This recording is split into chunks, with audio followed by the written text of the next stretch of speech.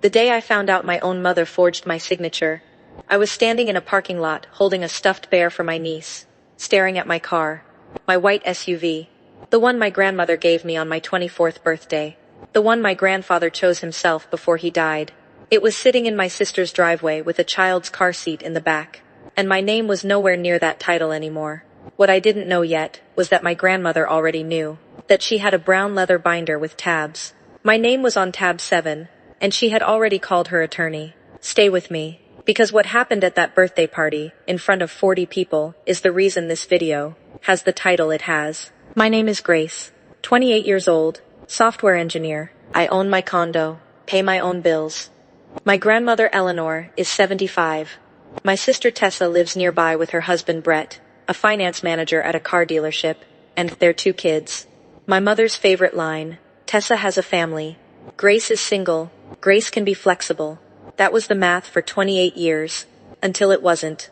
The SUV came on my 24th birthday. My grandmother took me out alone. After dinner she said, I have something to show you outside. White Lexus RX 350 in the parking lot. Red bow on the hood. She handed me a silver keychain engraved G.M. Your grandfather paid for this before he passed. He picked the color. A week later, at family dinner, my mother smiled. I'll keep the original title in our family safe. Insurance reasons. I was 24. I said yes. 6 months before my grandmother's party, my mother called me for a family lunch. Just us. No Tessa. That should have been my first warning. Over coffee she said casually, Grace, I need to update the SUV on our insurance. What's your full legal name and date of birth? I recited both without thinking. At the end of lunch she handed me a folded paper. A copy of your title. What I did not notice, it was a black and white photocopy, on plain office paper. The real title was on cream stock with a state seal. I put it in my glove compartment, and forgot about it. 3 weeks before the party, I drove to Tessa's house. My car had been at the shop for 3 months. The garage door was open. Tessa was unloading groceries from my car. My plate, my Lexus, a child's orange car seat in the back. Mom didn't tell you we swapped? She said. She said you were okay with it. That night I called my mother. Tessa needed it more. You're single. That's why you're the easy one. Mom, that car is in my name. We handled the paperwork. Don't make this complicated.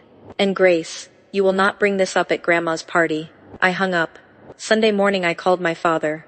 Dad, did I sign anything? He paused long enough that I knew. Your grandmother has been asking questions. She called last week, asked who did the transfer. Your mother told her you signed it. Grandma went quiet. Quiet how?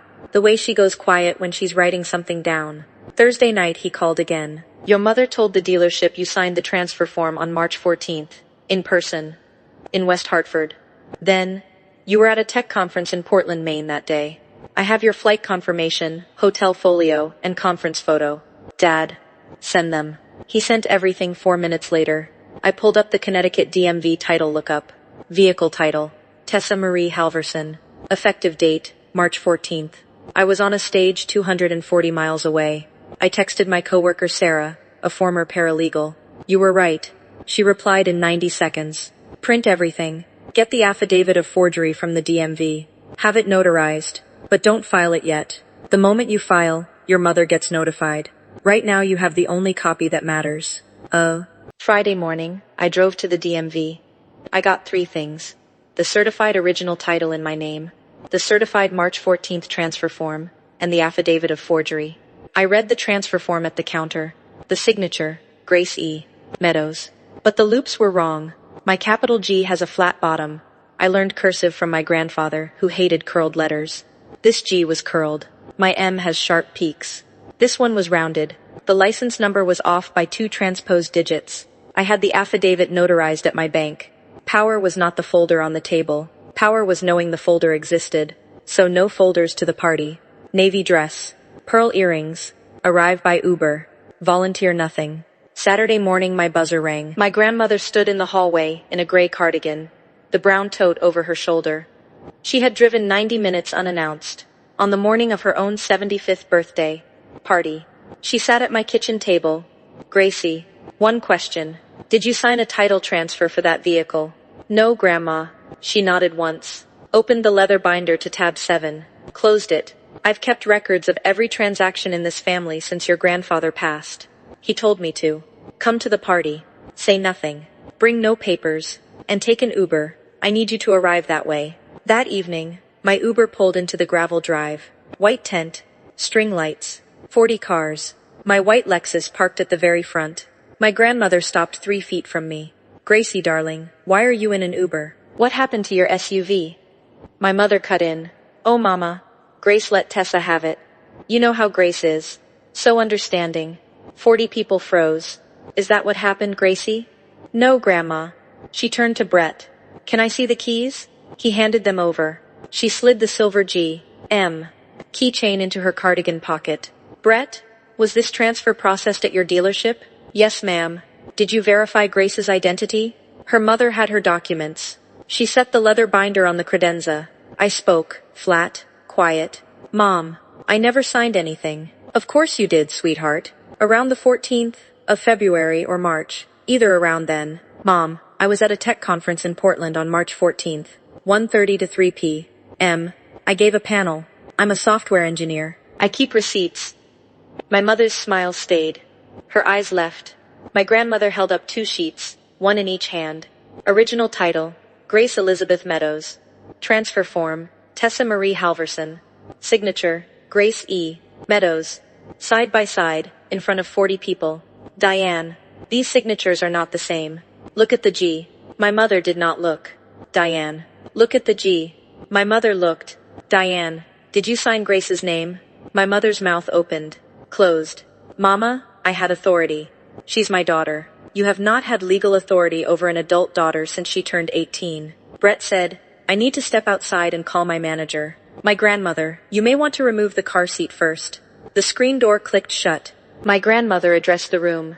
This morning I filed 3 documents at the DMV. An affidavit of forgery, notarized. A letter from my attorney. And an application to transfer the title to my name, pending a fraud investigation. The title is in my name, as of 9:20 this morning. 2 weeks ago, I also revised my estate plan. All family asset decisions now go through my attorney. The authority I gave you 3 years ago, Diane, is rescinded. My mother started to speak. I can, and I'm doing it. She turned to me, reached into her cardigan, held out the silver keychain. G.M. I stepped forward. I took it. Gracie, can you drive me home tonight? Yes, Grandma. I can drive you home. Brett was terminated. The DMV opened a fraud investigation. His dealer license was suspended. Tessa returned the SUV the next morning.